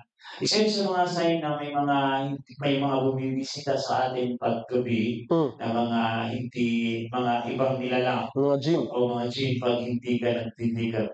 So, isa sa mga advice sa mga sister is pag kayo matutulog kayo, kahit na matutulog kayo, dapat yung aura niyo na bukal na ba is naka-secure yan. Oo, yung ibig sabihin yung mga talagang maselang bahagi ng katawan, huwag expose kahit na ikaw lang kasi kahit yung mga malaika, kahit yung mga jinn ay nakaka-ayon din yan, yung evil Ay, eyes. So, pwede ka rin nilang tamaan ng evil eye kahit ikaw lang. So, pag natulog ka, huwag kang magsuot ng maiksi or lalo na two-piece lang. Hindi, haram yun. Kasi mas lalo kang lalapitan ng mga hindi maganda, mga masasamang mga spirit or mga shaitan. Dahil sa hindi mo rin naman sinisecure yung aura mo. So, isa yun sa mga advice ko na pag matulog ka, mag-abdes ka muna, tapos yung mga dhikrul no, adhkarul no, kabilan no, is basahin mo. And then, pag hindi na tumalab, or nakakaranas ka ba rin ng panaginip na hindi maganda, magparokya syar'i ka na, or ikaw mismo mag-rokya syar'i sa sarili mo. Yung ayatul kursi at yung mga ibang Yes. Yung pangalawang tanong niya, yung pangalawang tanong kung pinapayagan ba yung babae na mag-self-isolation or mag-hijra, kung yung babae is gusto niya iwasan yung mga problema, yung chaos, yung mga suliranin sa buhay, mas maganda i-face mo na lang siya kaysa sa damdamin mo siya. Isa sa mga dahilan kung bakit nalilibress ang babae, kasi ang babae, mahina yung kanyang ruh. Isa sa mga nilikha ng Allah Subhanahu wa Ta'ala ang babae, ang kanilang ruh ay hindi katulad ng ruh ng lalaki. Mas mahina yung ruh ng babae. So kapag ikaw, lagi kang nagsusolo, lagi kang umiiwas sa mga tao, hindi ka nakikipag-usap, mas lalo kang madidepress. Lalo na pag hindi rin maganda yung environment na kinabibilangan mo. Mag-seek ka ng tulong sa iba. Kung mayroon kang kaibigan, mayroon kang kapatid na very close kayo or kamag-anak na very close sa'yo or mayroon kang lugar na hindi ka solo na napupunta safe ka do'n, hindi ka makakapag-travel ng mas malayo, pwede kang pumunta do'n or hanapin mo yung pinaka-comfortable na ginagawa mo tulad ng pagbabasa ng Quran, tulad ng, tawag dito, pagbabasa ng mga books, as long as hindi ka gagawa ng mga haram. Kasi ang paggawa ng haram is mas lalong nakakadagdag ng isa pang problema. Walang maidudulot sa'yo yung pakikinig ng music, yung, tawag dito, ano pa, panunood. manonood or pag-travel ng mag-isa, kung hindi isa rin mas malaking problema. So, tandaan mo, ang haram ay hindi makamasosyo kahit anong problema. Mas lalo siya magdadagdag ng isa pang problema. Okay. Assalamualaikum warahmatullahi wabarakatuh. Meron po akong tanong dito bilang isang estudyante. Para sa isang estudyante o trabahador, kagaya ng mga doktor, pero isa kang Muslim, at naisip mo na okay lang ba ang ginagawa ko na makita ang bawal makita o hawakan ang bawal hawakan. Pero kailangan mo gawin dahil yun ang trabaho mo. So kumbaga halimbawa ang isang estudyante na isang biology student, no? Meron silang pag-aaralan na bahagi ng katawan, di ba? So kailangan may mahawakan na hindi niya dapat hawakan, okay? O di kaya isang nagduduktor halimbawa ay kailangan niya magpaanak. Papaanak niya, lalaki siya. So kailangan niya magpaanak. So may expose sa kanya kung ano ang hindi niya dapat tingnan, mahawakan niya ang hindi niya dapat hawakan. So ano yung pananaw po dito ng Islam? Nag-estudyante ko yun sa nagsasabi niya sa amin. Mashallah. Nag-estudyante ko yun sa class namin. May mga bagay na kailangan natin gawin para mas lalo natin maintindihan yung mga bagay na hindi ka nakausukan. Para sa akin, as a student, isang biology student or biology, ano po yan, kasi may mga subject talaga dyan na wala kang choice. Yeah. So, ang ano dyan is, mo talaga na kailangan mong gawin is magagawa mo yun. Tulad ng nursing or doctor na sa choice, kundi tawag dito, gawin yung trabaho niya. Kaya unless may option ka na mas magkakagawa doon sa trabaho na yun. Kumbaga, isang babae, kung mayroon ka namang pwedeng sabihan na siya na lang yung mag-substitute sa'yo, pwede naman yun. Tulad ng doktor, kung may pasyente lalaki, tapos babae siya na doktora, tapos may ibang lalaki na doktor na available, pwede niya yun na sabihan na siya na lang yung basis. Kung wala talagang choice, ay walang, hindi niya yun na pwedeng i-escape kasi responsibility niya yun. So yun yung sa pag walang choice, nangyayari yung mga bagay sa atin na wala talaga tayong pagpipilian. Tulad ng sa mga Doktor. trabaho natin, pero pag may option, kaya mas hindi makakapekto sa'yo, pwede mo naman yun na sabihan yung iba. Yes. So kumbaga, kung sa mga isang mga may trabaho, kung may nakasalalay sa'yo yun, lalo na yung buhay, Oo. kailangan mong gawin. Kailangan mo gawin. Buhay yung nakasalalay eh. Kahit na alam mo na makahawakan mo yung lalaki kasi buhay yung nakasalalay ito. Daruri yun kasi. May mga daruri talaga na kailangan gawin kahit hindi naman siya Yes. So parang ang first move mo is that, ang first solution mo is that, paano ko ito malisen yung contact na o paano ko maiwasan na hindi ko ito magawa. Pero kung wala talagang paraan, then darura na yun na magawa mo. Lalo pag walang pwedeng gumawa kundi ikaw na nandoon. that's school as nursing, kailangan niya mag-tuli ng pasyente. Yes. Siya. Oo. Kasi required yun sa nursing. Ah. Pagdadaanan niya yun. Pero may option naman ulit sa ibang school na pagsasayaw kayo, tapos hindi naman allowed sa mga Muslim pagsasayaw. Sabihan mo yung teacher na, ano ba yung maging affected sa grade mo? Hindi naman ganun malaki yung na sa grade mo, huwag mo na lang gawin. Yes. Kasi hindi naman porket hindi ka na-graduate ng flying colors, bobo ka na. Kailangan mo lang isa lang alam yung, yung religion mo. So kumbaga, revision first, Yes. Iwasan mo muna kung kaya or else mag-comply ka. Mashallah. Sige, so sino ang sunod na katanungan? Okay. Next ko na tanong, sir. Tungkol sa pagkilala sa pinagmulan ng medical versus spiritual. Paano natin matutukoy ang pagkakaiba sa pagitan ng waswas o gulong ng shaitan at ng clinical anxiety disorder? May magkaiba bang pamamaraan para lunasan ang mga ito? Ang hirap ng tanong. Kumbaga, madalas pag yung mga tao binawaswas pagdating yun sa mga ibadah natin. Pag sa mga ibadah natin is doon tayo nakakaramdam ng mga gulong ng shaitan, gulong na or kung pagagawin mo yung bagay na alam ikakalapit mo sa Allah subhanahu wa ta'ala, is gagawin talaga ng shaitan ang paraan para hindi mo siya magawa. Pag yun naman sa mga tulad ng anxiety is yung mga bagay naman na hindi masyadong related sa religion. O kasi parang sa puso mo na yung nanggagaling yung mga waswas ng shaitan o kung may ilalim siya. Yes, mashallah. Kasi kumbaga, ang waswas na ito resulta ito ng kawalan ng disiplina sa iyong thoughts. We really have to discipline our thoughts. Hindi lang yung actions natin, pati kung paano tayo mag-isip. Kasi yung minsan yan yung nag-uudyok sa atin kung ano yung nasa isipan natin. Kinakausap tayo ng shaitan diyan, binubulungan tayo diyan.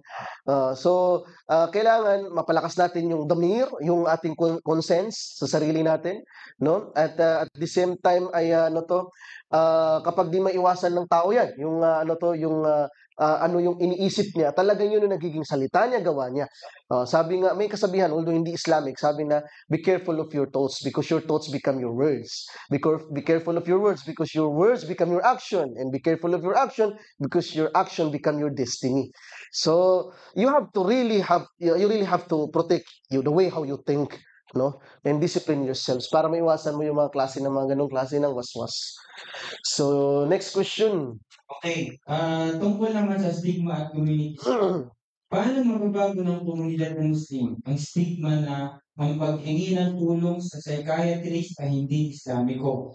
Ano ang responsibilidad natin bilang mga kapatid sa pananampalataya kapag may umaamin sa atin na sila ay may suicidal thoughts? Tulad na tuloy. Okay, una, bigay sila sa pagkakaalaman tungkol sa connection ng mental health sa Islam. Kasi ang mental health problem ay sakit din yan. Kaya nagja-judge yung mga iba. Kung titingnan mo, ang mga nagja-judge tungkol dyan sa stigma na yan ay hindi aware sa Islamic Perspectives. perspective ng mental health problem. Ang karamihan nagja-judge yung walang alam sa Islam. Pero yung may mga alam nila na ang paghingi ng tulong ay hindi kawalan ng isang tao. Pangalawa, kailangan itong opinion palagi sa atin. Kasi tingnan mo, this is my first time na magkaroon ng topic na ganito sa sa dami-dami ng seminars or multakan na napuntahan ko. Ito yung medyo nahirapan ako kasi hindi talaga siya karamihan natatapal na issue. So, ibig sabihin, nakakaligtaan natin to. Kaya yung mga ibang kabataan, wala silang idea. Ano ba yung mental health problem? Ano ba yung depression? Ano ba yung anxiety? So, kailangan opinion sa tao, magkaroon ng mas maraming mga seminar tungkol dito sa pananaw ng Islam. Kasi para aware yung mga tao, totoo pala yung anxiety. Mayroon pala talagang nangyayaring depression sa mga Muslim kahit na ikaw ay may pananampalataya, ay dadaan at dadaan ka talaga. Yung pangalawang tanong mo, Yung may suicidal thoughts. may suicidal thoughts. Yung may kumbaga sa tawag dito, parang ito yung masasabi natin sa May gagabay natin sa kanila. kasi for paano daw sir, may nag-open up sa'yo na magsusuicide. So, ano ba yung masasabi natin sa tao? Una, huwag natin baliwanin. Yes. Kahit anong napapansin natin sa mga anak natin, kapatid natin, Kaibigan. kaibigan natin, or yung kuya natin, na napapansin natin na mayroon siyang mga salita na hindi maganda. Lalo na ngayon, nakikita natin yung mga thoughts nila sa My Day, sa notes, makikita mo doon na mas mabuti pa mawala na lang ako sa mundo. Huwag mo yung baliwanin. Kailangan maka-alert ka na dyan. Kasi ibig sabihin may suicidal thoughts na yun. Ikalawa, huwag mong pagtawanan yung tao na yun. Huwag mong isipin ano ba yan, ang hina-hina ba ng iman mo. Pakinggan mo siya. Pakinggan mo, tapos bigyan mo siya ng mga solusyon. Tapos kung maaari, kaibigan mo siya kung kaya mo. Kung baga, lagi mo siyang kasama, isipan kung kaya mo isama siya sa mga bagay na pupuntahan mo para hindi siya ma-depress. Pangatlo, i-appreciate mo yung kanyang sinasabi. Lahat ng kanyang thoughts, pakinggan mo mabuti, appreciate mo, i-uplift mo yung kanyang spiritual. Para maramdaman niya na meron siyang kaibigan, meron siyang masasandalan, meron siyang makakasama na hindi niya sulo yung daigdig, hindi niya sulo yung problema niya, hindi siya nag-isa. Kasi kadalasan talaga, may mga tao na nararamdaman natin na meron siya suicidal thoughts, pero binabaliwala tulad na nangyari sa isang estudyante ko, nagpakamatay siya nung around mga 2014 ata. Nasa Salis Ibtida, nagpakamatay yung babae. Pero yung mga tulad niya, may mga nakikita silang panangaldaan gusto niya mawala sa mundo. Pero binaliwala. Then, sa mga klase niya, nagkwento din siya sa mga klase niya na sila mamatay na lang ako, sana ganito na lang, hindi na lang ako binuhay sa mundo. Yung mga kaibigan niya, parang akala nila hindi... Wala lang. Wala lang kasi baka sila drama lang niya. Yes. Nagpapapansin. Sa isang araw na nabalitaan na lang namin na Tinutuon niya. oo, tinutuon niya, kumuha siya ng, bibigyan namin sa palay Okay. o tawag buradan o buradan, ininom niya. Subhanallah. Hanggang sa kasi yun nga, ginagawa na siya ng pagpapamilya niya, yung mga pagpapakita niya ng palatandaan na gusto na niyang mawala sa mundo, hindi nabigyan ng pansin. So, 'pag may kaibigan ka, pansinin mo tapos i-grab mo yung opportunity na mabigyan siya ng mga magagandang advice, sabihan mo siya ng mga magagandang bagay na mas maganda yung buhay sa mundo kaysa sa bigla mo lang kunin at hindi natin kontrolan yung mga buhay natin. Yes, mashallah. Okay, so may susunod pa bang katanungan Question. mula sa mga kalalakihan or kasama niyan lahat? Okay, sige. Okay. Sa usapin ng divine justice, tinitimbang ng Islam ang isang taong nakagawa ng haram tulad ng self-harm o pagkikil ng sarili. Dahil nawala na siya sa katinoan dulot ng severe depression. May puwang ba ang awa ng Allah sa mga taong nadaig ng chemical na imbalanse sa kanilang utak? May puwang ba ang May puwang ba ang awa ng Allah sa mga taong nadaig ng chemical na imbalanse sa kanilang utak? Kumbaga, may puwang ba ang awa ng Allah sa mga taong parang ang gusto niyang itanong is may pag-asa pa ba sa kapatawaran ng Allah itong mga tao na nagkamatay? Wallahu a'lam. Kasi may story diyan na hadith tungkol sa pagpapakamatay na kung ano yung ginawa mo sa mundo, sa pagpili mo sa sarili mo, is yun din yung magiging kaparusahan sa iyo sa araw ng pagpapakala sa hereafter. Kung ginawa mo is nagpakamatay ka gamit ang kutsilyo, yun yung magiging parusa sa iyo sa araw ng sa impyerno na kinikitil mo din yung buhay mo gamit ang kutsilyo. Sinasaksak mo yung sarili mo. Sinasaksak mo yung sarili mo. Tungkol din ako doon sa awan ng Allah kasi kung titingnan mo din, ikaw mismo ang gumawa ng paraan para putulin yung buhay mo na ang Allah Subhanahu wa Ta'ala ay ginawa niyang pinakamagandang regalo sa iyo. Parang hindi ka na-satisfy kung ano yung meron sa iyo. Parang pinutulan mo ng karapatan ng Allah na gawin yung mas bagay na makakabuti sa iyo. Wala naman kasi nakakaalam sa atin kung ano yung mga mangyayari sa susunod na oras, susunod na buwan, susunod na taon. Ang kailangan mo lang gawin is magtiwala sa Allah Subhanahu wa Ta'ala. So, yung sinasabi mo na mayroon ba siyang pagkakataon, parang straight o maliwanag yung pagkakasabi ng Propeta Sallallahu Alaihi Wasallam na ang taong kinitil niya ang kanyang buhay gamit ang kanyang sariling kamay ay hindi makakaramdam ng awan ng Allah Subhanahu wa Ta'ala kasi siya mismo hindi niya binigyan ng pagkakataon ng Allah na bigyan siya ng awa. So, hindi na yun i-grant siya ng Allah. So, yun yung isa sa mga nagbibigil din sa atin. Kasi, sino ba naman na hindi dadaan sa mga problema?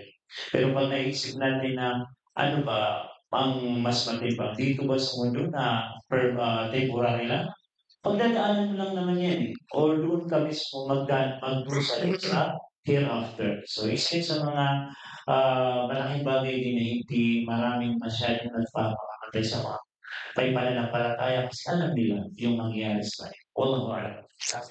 Okay, so may sunod na katanungan, okay?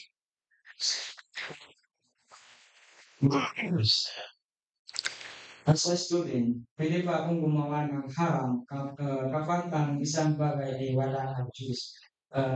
Kumbaga, as a student sa ako sa tuition fee, so ang choice na lang ay gumawa ko ng haram. So, that time na yun, gipit na ako, wala na akong ibang maisip. So, ano bang pwede kong gawin or advice?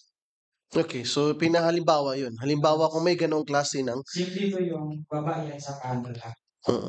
Actually, sad story yan ng mga estudyante. Hindi lang sa dito, pati rin sa Marawi. May mga ganyan na ngayon na pag sigilan na camping sa patalim. Yes. Camping sa patalim. And ang Islam, Hindi pinapahintulutan yung ganyang gawain. Kahit na wala ka ng choice, kundi gumawa ng kunwari, nagpunta ka sa teacher mo, sabi niya, makakapasa ka lang kung ganito yung mangyayari. Which is nangyayari yan. Makakapasa ka lang kung ganito yung gagawin mo. Hindi yung pinapahintulutan ng Islam. Kahit na sabihin ng teacher mo na ibabagsak ka kung hindi mo yan gagawin, hindi pa rin yung permissible. Kasi may mga choices tayo. And hindi siya totally na ikakamatay ng tao. Kung ikakamatay ng tao, yun yung magiging titingnan mo kung kailangan niya yung gawin. Tulad ng kunwari, kung wala ka ng choice, kundi kumain ng baboy kasi mamamatay ka na talaga, wala kang ibang mahanap ng pagkain, yun lang yung nandun. So, bibigyan ka ng Islam ng permission, pero yung kakainin mo lang din dun is yung sapat na bagay na makakasurvive ka. Pero kung sa mga bagay na yan, tulad ng tuition fee, wala kang pambayad, kailangan mo ibenta ang sarili. Hindi yung permissible kasi may choice ka. May choice ka, pwede ka namang magbenta, pwede ka namang magtinda, o pwede ka namang humingi ng promissory notes. And then, pwede ka rin naman humingi ng tawag dito, tulong sa mga kaibigan mo. Ang daming option. Pwede ka kahit na mamalimos ka pa, kahit huwag lang sa ganung bagay na ikakasama ng sarili mo. Kasi, yun nga sabi ko, ang isang problema ay hindi masusolusyon ng isa pang problema. Ang harap ay hindi pwedeng gamutin ng isa pang harap. So, yun yung isa sa pwede kong isagot sa iyo, kapatid, na pag ganyan mga sitwasyon, marami tayong option.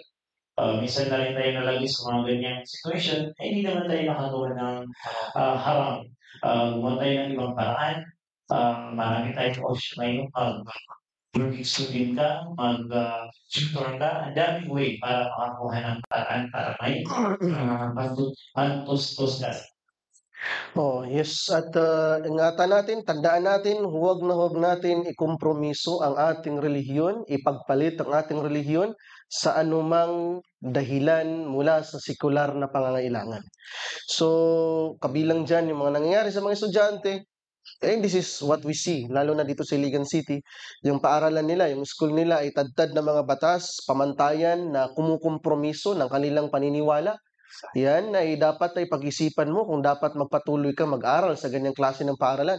There are a lot of schools here na pagmamayari ng mga Kristiyano, like for example ng mga Christian schools, na kung saan ay ino-oblige sa inyo na magkagawa kayo ng shirkiyat, magawaing shirk, pag-isipan niyo yung mabuti. Dahil kung sa loob ng 4 na taon ng pag-aaral mo ay nagsasagawa ka ng pagtatambal kay Allah, o gawaing pagkompromiso sa relihiyon ng Allah, ano pa ang kainaman ng makakamit mo pagkatapos ng 4 na taon?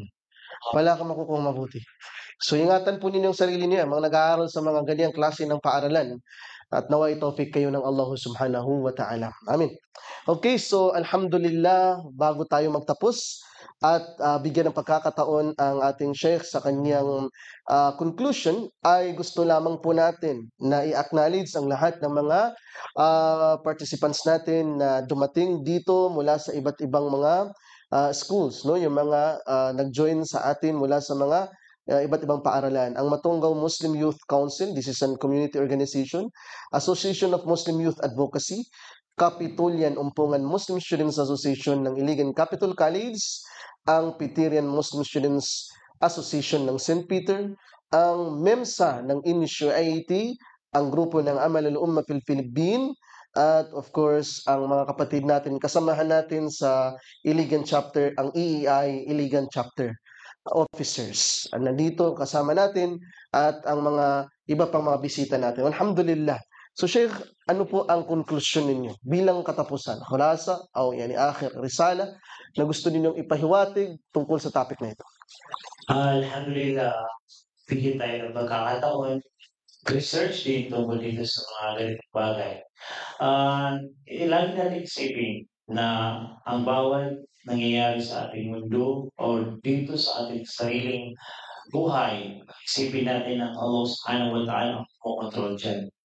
Lahat ng ginagawa niya, lahat ng gusto niya ipasok sa atin, lahat ng pagsubok niya, lahat ng trials na gusto niyang ipa-try sa iyo is may hikmah ang Allah subhanahu wa ta'ala. Minsan, nagigets natin yung hikmah, minsan hindi natin nagigets. Pero ipagtiwala natin lahat kay Allah Subhanahu wa Ta'ala na kaya niya ibinigay yung pagsubok na yun, kaya niya ibinigay yung bagay na yun, kaya nga sinubok sa mga ganong sitwasyon ay dahil mahal ka ng Allah Subhanahu wa Ta'ala. Huwag mong isipin yung mga outcomes ng mga ginagawa mo sa future kasi wala tayong alam dyan. Gawin mo lang kung ano yung nararapat na gawin mo. Sundin mo yung mga inuutos sa Allah Subhanahu wa Ta'ala. Gawin mo yung inuutos sa Allah Subhanahu wa Ta'ala and leave it to Allah Subhanahu wa Ta'ala. Siya yung mismo yung mag-guide sa iyo. Alam niya kung ano yung makakabuti sa iyo. Kahit alam mo sa sarili mo na hindi mo mag-gets, ano kaya yung hikmah dito? Bakit sa akin ito pinadala? Bakit sinubok ako ng Allah ng ganito? Bakit ito yung ginawa sa akin? Kahit hindi mo yan mag-gets, basta magtiwala ka lang sa Allah Subhanahu wa Ta'ala. Isipin mo na lahat ng bagay na ginagawa niya ay para sa iyo pa lamang. La yukallifullahu nafsan illa wus'aha. Yan yung laging tatandaan. So, pangalawa, hindi nakakahiya na mag-open up sa mga tao na magkakatiwalaan. Mga chef na kikilalanin o kilala mo o sa magulang mo, hindi kawalan ng tiwala sa sarili yun, hindi yun pagiging mababa kasi bagkus isa yun sa mga simbolo na matapang kang tao kasi hinaharap mo yung mga pagsubok na binigay sa'yo ng Allah at nais mabigyan ito ng solusyon. Huwag mong sarili, huwag mong isipin na malakas tong tao, kaya ko daw kasi isipin mo kahit ang mga propeta, nagsisikrin sila ng mga advice sa kanilang mga kaibigan tulad ng Propeta sallallahu alaihi wasallam, nagsisik siya ng advice kay Abu Bakar, kay Uthman, kay Umar, tulad din ng ibang mga kalifa. O sila ginabayan ng Allah Subhanahu wa Ta'ala, sila yung mga pinakamataas na antas ng pananampalataya is nakakaramdam ng gano'n. Ikaw pa kaya na normal na tao? So, sana sa mga kabataan dyan na maranas na ano-ano pang mga depression or anxiety, isipin nyo na lang na may mga tao nagmamahal din sa iyo. Kung kukunin mo yung buhay mo, ano na lang yung mangyayari sa mga magulang mo? Sila yung iiwan mo na naglulusa, magkakaroon ng anxiety, sila din yung magkakaroon ng depression. Kasi kung question nila yan, ano ba yung nangyari sa akin? Bakit hindi ko nagawa yan yung anak? So isipin mo, may nagmamahal sa iyo at higit sa lahat, may Allah na nakikinig sa iyo, lahat ng problema ay may solusyon. Mashallah. Sheikh, opisyal na imbitasyon ninyo sa lahat ng ating tagapanood ngayon, subaybayan ang ating programa. Sa mga kaibigan natin dyan, manood kayo palagi ng ating programa Detox dito sa Genesis Planet kada Thursday. So, ang mga taong ito ay mga kakilala ko na dati pa. Minsan na kami naging magkakasama sa lahat ng mga da'wa. Matagal na kami ng kaibigan ni Sheikh ganito, pagdudyo pa. So, wala tayong problema sa lahat ng kanilang mga programa kasi sila ay mga kilala natin at sila ay mga magagaling na mga dahiyan. So, sana sa mga susunod na programa niyo ba ay mas maging malawak pa yung ating coverage na naman. Lahat ng taong nakikinig ay lahat ng gusto makikinig ay makarinig din ng inyong mga programa. Masya Allah, Masya Allah. So, alhamdulillah, isang makabuluhan na naman po na episode ang ating natapos ngayong araw. At magbabalik po tayo, inshallah, samahan niyo kami muli sa ating mga susunod na episode para pag-usapan ang mga mahahalagang issue, suliranin at banta ng ating umma.